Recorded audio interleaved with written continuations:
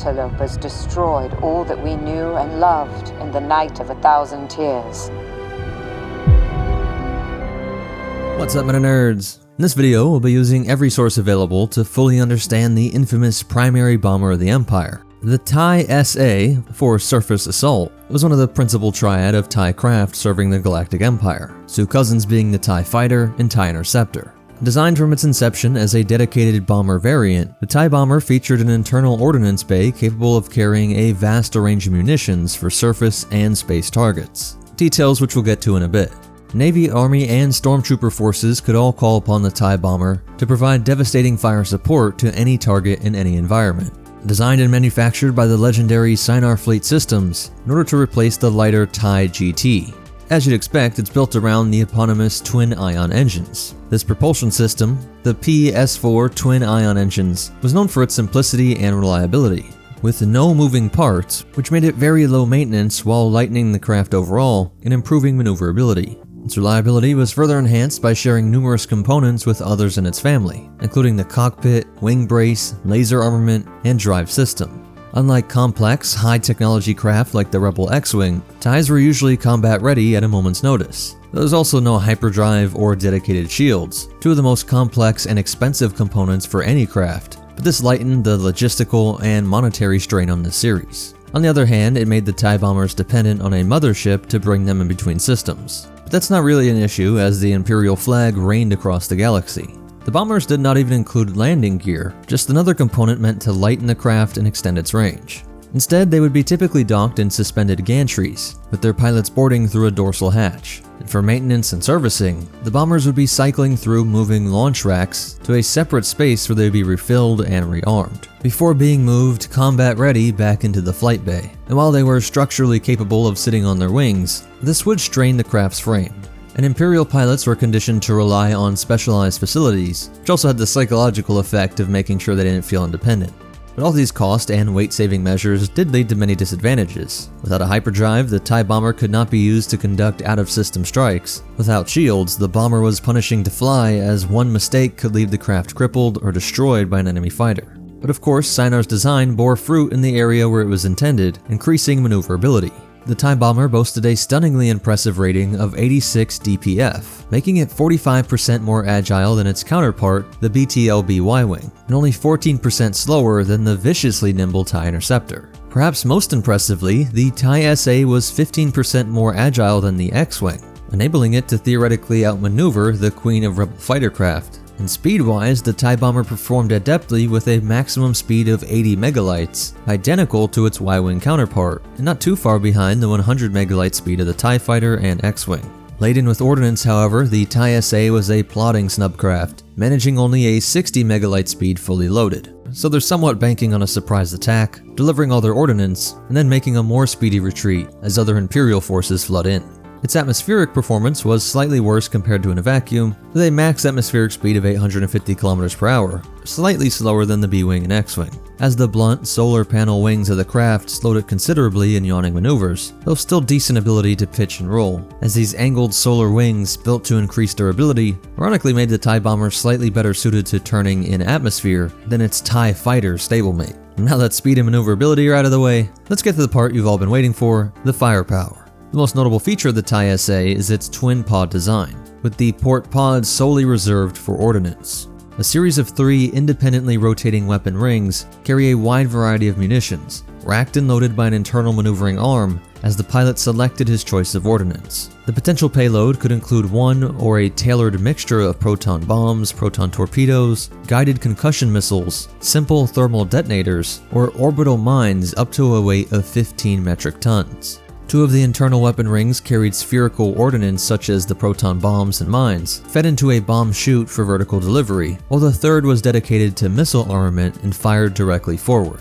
Bomber squads could perform a wide variety of space or ground tasks, from seeding space with orbital mines to precision bombing of ground targets to delivering devastating volleys of concussion missiles against enemy fighter formations. The bomber had a reputation for precise delivery of firepower, delivering a tailored payload where the immolation of an ISD's orbital bombardment might be a tad excessive, and for those first 19 years of the Empire, might get those pesky civilian and senatorial critics talking. But precision is still a relative term though, as a squadron of 12 or a wing of 72 could very well flatten an entire town, borough, or installation with carpet bombing. For more specialty missions, the TIE SA could also carry thousands of dispersible pamphlets to weaken enemy morale, flip a rebellious population back to supporting the Emperor, or supply canisters to resupply isolated Imperial forces. As with other TIE cousins, the bomber's ion engines made an eerie howl passing overhead.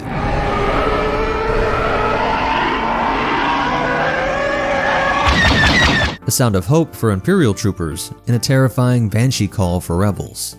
In the heavily jammed electronic battle scene in the galaxy far, far away, electronic warfare systems were crucial for the success of the TIE bomber, and it came well equipped with a dedicated EMP generator mounted between the twin pods and used to short out a target's defensive electronic systems. This, coupled with a SFS TS-7B targeting computer, ensured that launched missiles and bombs reached their target. For ground strike missions, the TIE SA's Nordoxicom bomb sight ensured reasonable precision, whether from close runs or high altitude. For self-defense, the TIE SA also carried a pair of SFS LS-1 laser cannons mounted on the chin of the pilot pod, identical to those carried aboard the TIE fighters. And so even though it was a bit slower overall, those laser cannons could still be equally deadly against unlucky rebel flyers. But of course, relative to the fighter or interceptor, those were rarely used, as they were forward fixed, and so most of the time it was better to just try and escape, not turn around and engage the forces that were following you after your bombing. Most would just try and get back to their carrier as quick as possible. Later TIE variants intended for bombings like the TIE Aggressor would include a turret similar to the Y-Wing, to at least offer some protection to its aft quarter. The TIE line has an infamous reputation for fragility, but in the case of the TIE SA, a variety of design features led to an increased, although frankly still not too good, durability. The entire craft was bulkier and reinforced not only to handle a heavy bomb load, but also to absorb the backblast of their own detonating munitions. Like others in the line, the TIE bomber's hull was made with titanium alloy, reinforced with quadanium steel armor. Its hull was rated as 3 times more durable than that of the standard TIE, although it was somewhat weaker than the Y or X-Wings. Unlike most other TIE variants, the bombers actually included life support for its pilot, although they still wore the complete flight suit as a matter of course in case of damage or destruction. While these features increased survivability, the TIE SA pilot really could only expect to survive when ejecting in atmosphere. Its relative slowness compared to the rest of the TIE line, combined with its lack of shields, made it easy prey alone. The X-Wing pilots referring to the unfortunate craft as dupes. An Imperial doctrine called for TIE squadrons to be escorted by other fighters and interceptors. But of course the bomber squadrons were the ones most targeted, and they suffered significant casualties in the face of determined resistance. Its chief asset, its maneuverability, could only be used if the bombers broke off their straight-line attack runs,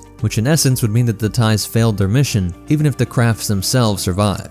Due to this disincentivation and the strict discipline of Imperial pilots, the TIE SA rarely got to showcase the impressive agility that, in theory, was the craft's most survivable feature. The TIE SA hull would be used to spawn a number of sub-variants, the most directly related of which is the TIE boarding shuttle. This model replaced the munitions in the starboard pod, with seating for a dozen personnel for boarding operations. Other variants included the triple pod TIE Heavy Bomber and quadruple pod TIE Punisher. And during the grinding rebel reconquest of the galaxy, this bomber became increasingly outdated, moving from a serviceable if somewhat unprotected bomber to a nearly obsolete and vulnerable craft. Designs such as the Scimitar Assault Bomber, approved by Grand Admiral Thrawn, would remedy the situation, keeping the TIE line viable and lethal. And stay tuned as we expect to have all these variants get their own video in the future. And unlike some craft, the TIE Bomber is virtually identical in legends and canon sources. In fleet engagements, TIE bombers served a crucial role as part of an Imperial commander's arsenal. A typical complement of Imperial Star Destroyers would include 72 TIEs, split across 6 squadrons, one squadron of which would be TIE SAs. Battle TIE bombers could deliver firepower beyond the reach of ISD turbolasers, or supplement the ship's assault at close range with ion or proton torpedoes. The ISD was also vulnerable to attacks in its rear quarter, with most of its heavy guns positioned to fire forward or in broadsides. TIE bombers filled this gap, keeping pesky rebel frigates or other warships from getting into such a position. As mentioned before, they could also be used for precise ground strikes, especially where the ISDs did not have a direct line of sight, such as on the far side of moons, or in rebel bases tucked away in hard-to-reach canyons, or other similar features. Among the TIE bombers' key moments in history, they hunted for the Millennium Falcon after the evacuation of Hoth, bombing the asteroid the freighter was hiding in an attempt to flush the wily smuggler out into the open. and fulfilled their more expected role in the famous off-screen battle, bombing the Rebel base on Yavin 4 after the destruction of the first Death Star, inflicting serious damage in a small retribution for the major humiliation the Rebels had caused. They also shredded the X-7 factory station, responsible for manufacturing the TIE Defenders of the rogue Grand Admiral Zarin, and perhaps most infamously, were used to deadly effect on the Mandalorian homeworld, reducing the capital of the most proud fighters in the galaxy to ash and rubble, and of course used extensively throughout the Galactic Civil War and beyond. As for its size, it was a chunky but compact boy, coming in smaller than both the TIE Fighter and TIE Interceptor. If one of these landed on Earth, it'd be about as long as an adult Malaysian reticulating python, or 2 medium sedans, and about as wide as a bowling lane is long. And Shaq's Illuminati clone standby could stand on his shoulders and just about touch the top of that wing, or a bit taller than both the Vulture droid and Tri-Fighter. That's it for its breakdown, but as for some cool facts and behind the scenes stuff, the bomber was actually designed for A New Hope, but it didn't make its way onto screen until Empire Strikes Back, with the TIE Shuttle compatriot first appearing in the cross-section of the Imperial Star Destroyer Devastator. The TIE has been an ever-popular model for LEGO sets, with several coming out over the years. And if you want to try it yourself, be sure to check out Empire at War and its mods, such as Thrawn's Revenge, as you could command the TIE SA, TIE Heavy Bomber, Punisher, and Scimitar. Funny enough, the power plant listed for the TIE Bomber, which I specifically didn't mention until here, is the same IA-2B reactor which propels Imperial Star Destroyers. And so while it's possible Sinar used the same name for 2 different types of reactors, it's more likely that this is just a continuity error. So what do you think? Were you surprised at some of the features of the TIE Bomber? Or do you still think the Rebels were right in just calling them dupes? Let me know what you think in the comments down below. And let me thank this video's sponsor, Morgan & Morgan. Insurance companies often lowball clients, but Morgan & Morgan will help you fight to get the money you deserve. They've been fighting for over 30 years, and here are some recent verdicts of victims who were in life-altering car crashes. $12.2 million in December 2023 in Florida, with that last offer from insurance being only $350K. $26.2 million in September 2023 in Pennsylvania. That's 18 times what the insurance company offered. $6.8 million in November 2023 in New York, with the last offer only being $275K. So you can rest assured knowing that Morgan & Morgan has the experience and ability to get you the best verdict possible. It only takes a few minutes to see if you have a case, and it's all no risk, there's no fee unless you win. And now you can start a claim with America's largest injury law firm with just a few clicks. You can start your claim now with Morgan & Morgan at forthepeople.com/MetaNerdz. Please hit that like button, it's the best way to help me out. Subscribe if you want to see more and check out these videos. But most important of all, remember, when you hear that TIE Bomber howl, it's already too late to change your allegiance. So hopefully the Force will be with you, always.